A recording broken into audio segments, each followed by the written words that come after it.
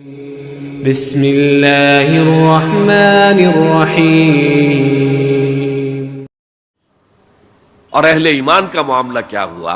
انہوں نے جب دیکھا لما راو الاحزاب قالوا ھذا ما وعدنا اللہ ورسولہ، انہوں نے کہا یہی تو ہے جس کا ہم سے اللہ اور اس کے رسول نے وعدہ کیا تھا۔ یہ آیت تو سورہ بقرہ میں نازل ہو چکی تھی، وَلَنَبْلُوَنَّكُمْ بِشَيْءٍ مِّنَ الْخَوْفِ وَالْجُوعِ وَنَقْصٍ مِّنَ الْأَمْوَالِ وَالْأَنفُسِ وَالثَّمَرَاتِ وَبَشِّرِ الصَّابِرِينَ، ہم لازماً آزمائیں گے تمہیں، لازماً آزمائیں گے، خوف سے، بھوک سے، فقر و فاقے سے، جان اور مال اور ثمرات کے ضیاع سے اور زیاں سے۔ فصل تیار کھڑی ہے اور عین وقت آ گیا ہے جنگ کا، اور وقت پر فصل کھجور کی اتاری نہ گئی تو تباہ ہو جائے گی، لیکن نہیں، نکلنا ہے۔ یہی معاملہ تھا جو کہ تبوک کے موقع پر ہوا ہے۔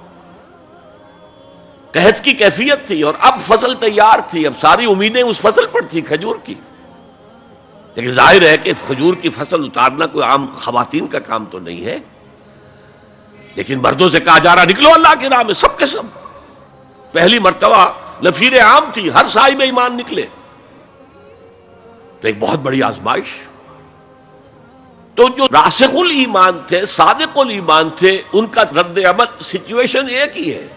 منافقین کہہ رہے ہیں ما وعدنا اللہ ورسولہ الا غرورا، ہمیں تو اللہ اور اس کے رسول نے سبز باغ دکھا کر مروا دیا،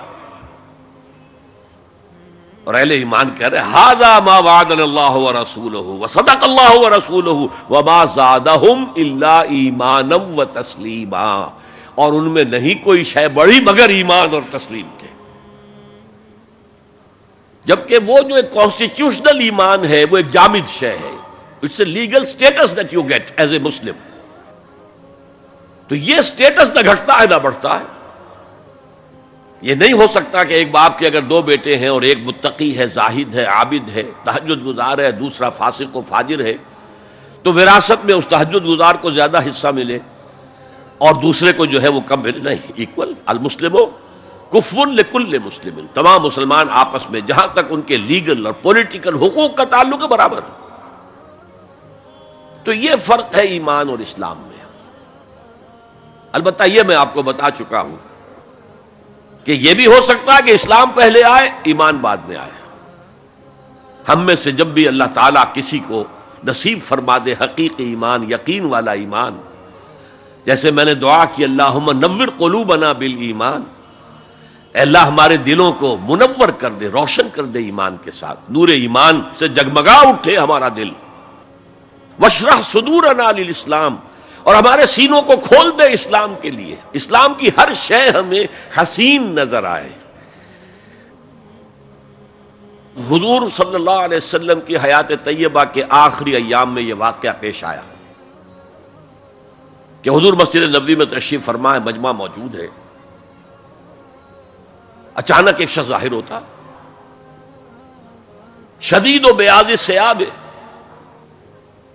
شدید و سواد شعر، اس کا لباس انتہائی سفید صاف، کوئی اس پر دھبا نہیں، داغ نہیں، میل نہیں، بال انتہائی سیاہ چمکدار، گرد آلود نہیں، ولا یعرفہ احد منا، اور ہم میں سے اسے کوئی پہچانتا بھی نہیں تھا۔ کسی بھی ریت سے، خاک سے بالکل آلودہ ہوئے بغیر بال ہیں، تو شاید یہ مدینے کا رہنے والا ہو، تو مدینے والوں میں سے کوئی تو ہوتا کہ جو اس کو جانتا پہچانتا، کوئی نہ کوئی تو گریٹ کرتا اس کو مجمع میں، آؤ آؤ ادھر آ جاؤ، میرے پاس آ جاؤ، کوئی نہیں۔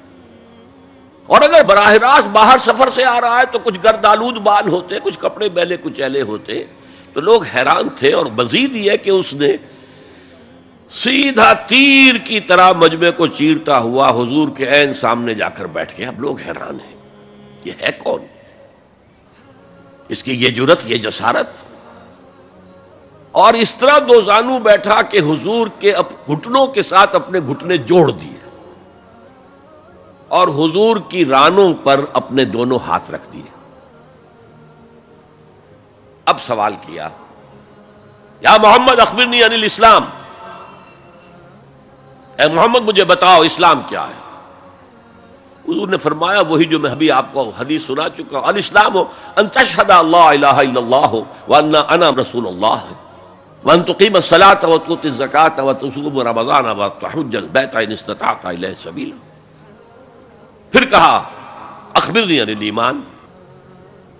لیکن یہ کہ ان روایتوں میں بھی اس کو روایت کرنے والے بہت سے صحابہ ہیں. عبداللہ ابن عمر بھی ہے، حضرت عمر خود بھی ہیں رضی اللہ تعالی عنہما، ابو ہریرہ بھی ہے، عبداللہ ابن مسعود بھی ہیں.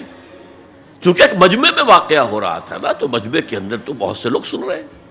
اگرچہ جیسے آج بھی ہوگا کہ میں جو بات کہہ رہا ہوں آپ میں سے بہت سے حضرات میری ساری بات سن کر اگر کہیں جا کر رپورٹ کریں گے تو ان کی باتوں میں اختلاف ہو جائے گا.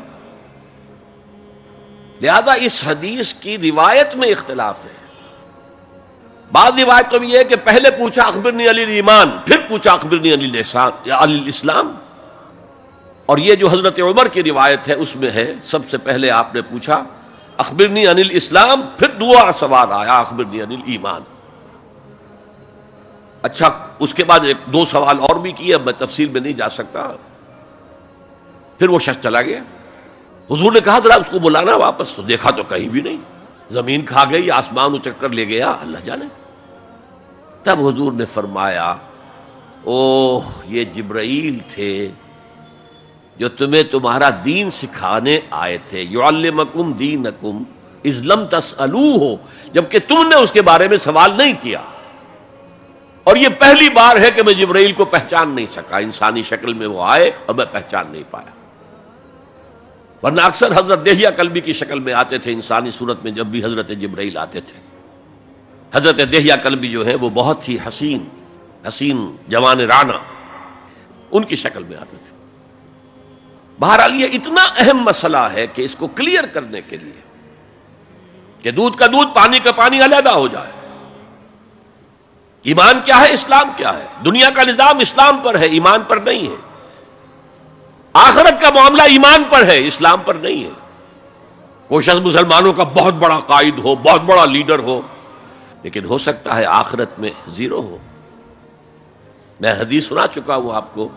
ایک شخص دنیا میں شہید سمجھا جا رہا تھا، ایک شخص دنیا میں بہت بڑا عالم سمجھا جا رہا تھا، ایک شخص دنیا میں بہت بڑا سخی سمجھا جا رہا تھا، اور اللہ نے سب کے دعوے جو ہیں ان کی نفی کر دی. تم نے جنگ کی تھی اس لیے لیقال جریء کہا جائے، بہت ہی جری آدمی ہے صاحب، بہت بہادر آدمی، کیا کہنے اس کے. لیقال سخی، بھائی بڑا سخی آدمی ہے، سخاوت کے دریا بہا دیے اس نے. بھائی بہت بڑا عالم ہے، اس سے علم کا کتنا جو ہے لوگوں کو فیض پہنچا ہے. وقت قیلا، یہ تمہارا مقصود تھا، وہ مقصود دنیا میں حاصل ہو چکا، تمہاری شہرت کے ڈنکے بج چکے، اب یہاں تمہارے لیے کچھ نہیں. اور پھر اللہ حکم دے گا اور فرشتے منہ کے بل گھسیٹتے ہوئے اسے جہنم میں جھونک دیں گے. تو وہ اسلام وہاں کام نہیں آئے گا. بلکہ اسلام کیا، اسلام پر اتنی اضافی خوبیاں بھی کام نہیں آئیں گی اگر دل میں ایمان نہیں اور اس کے نتیجے میں نیت درست نہیں.